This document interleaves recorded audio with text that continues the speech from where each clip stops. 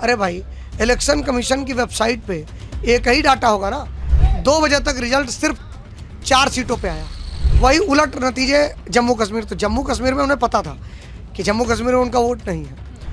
कैसे देख रहे हैं हरियाणा में विनेश फोगाट जीत का परचम लहराया है, जिसकी आदरणीय राष्ट्रीय अध्यक्ष जी की तरफ से बधाई, हम सब लोगों की दिल की गहराइयों से बधाई। जबकि विनेश फोगाट को चुनाव की जीत, जो मेरे हिसाब से अनुमान है, एक तरफा चुनाव था, 20-25 हजार से जीत होनी चाहिए थी। इलेक्शन कमीशन ऑफ इंडिया को आप बहुत सारी शिकायतें करते रहिए, महीनों जवाब नहीं देते।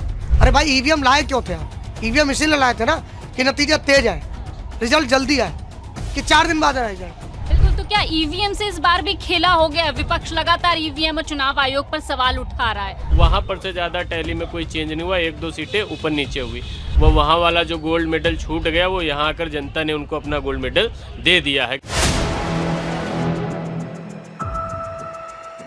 नमस्कार, मैं हयात अब्बास और आप देख रहे हैं 4 PM न्यूज़ नेटवर्क। लगातार चाहे वो मोदी जी हों, चाहे वो अमित शाह हो, लगातार कश्मीर के दौरे करते रहे, 370 की दुहाई देते रहे, लेकिन कश्मीर भारतीय जनता पार्टी के हाथ से निकल गया है। लेकिन हरियाणा की अगर बात करूं तो कांग्रेस लगातार रुझानों में पहले अव्वल चल रही थी, आगे चल रही थी, लेकिन एकदम से जो रिजल्ट आए वो चौंकाने वाले रहे कांग्रेस के लिए। इसके पीछे क्या खेल है, लोगों के बीच इसको लेकर क्या कुछ चर्चाएँ हैं, जान लेते हैं। सर, लगातार हरियाणा चुनाव में जिस तरह से जो रुझान आ रहे थे स्टार्टिंग में, वो कांग्रेस के पक्ष में थे, लेकिन एकदम से भारतीय जनता पार्टी आगे निकल गई। क्या इसके पीछे क्या वजह है?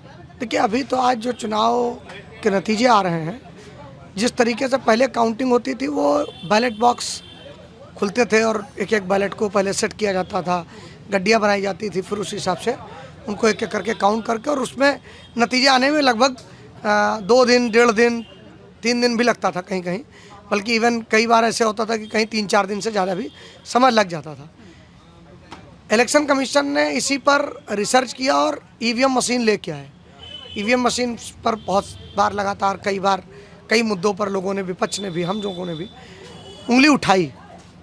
आज फिर वही एक बात आती है कि सुबह रुझान में कोई चीज़ चली और रुझान के बाद एक ट्रेंड चला लगभग सभी मीडिया चैनल्स पे।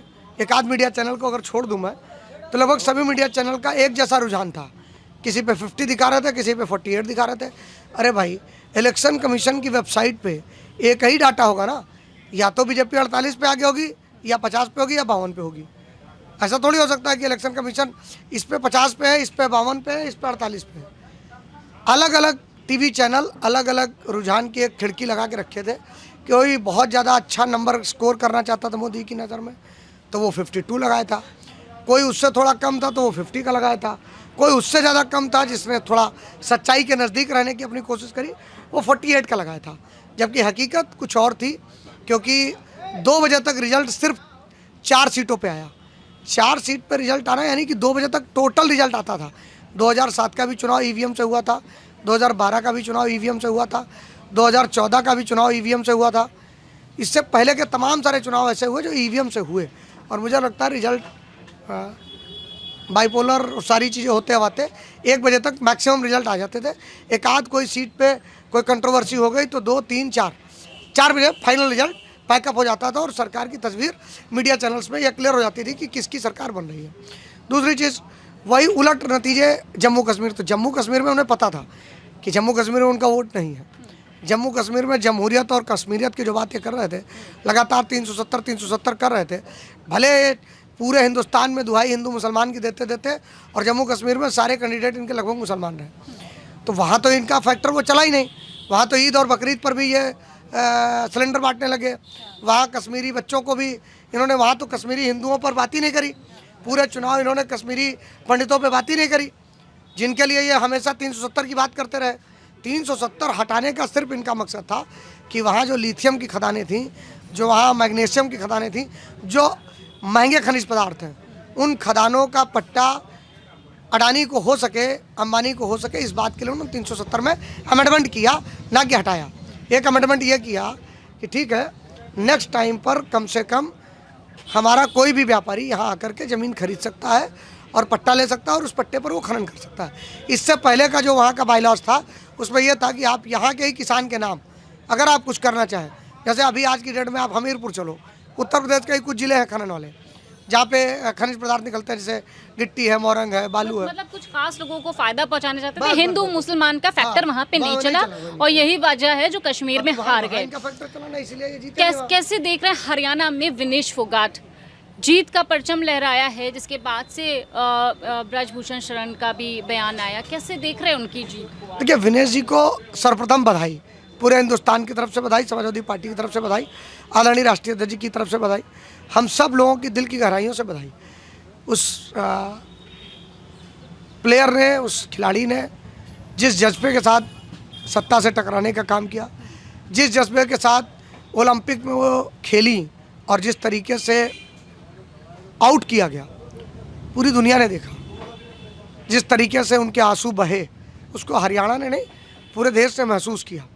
और आज जब पहले रुझान आ रहे थे 12 बजे, उन्होंने पूरी कोशिश करी, बीजेपी और बीजेपी के प्रशासन ने, even election commission of India ने भी ये कोशिश करी कि उस रिजल्ट को दबाया गया।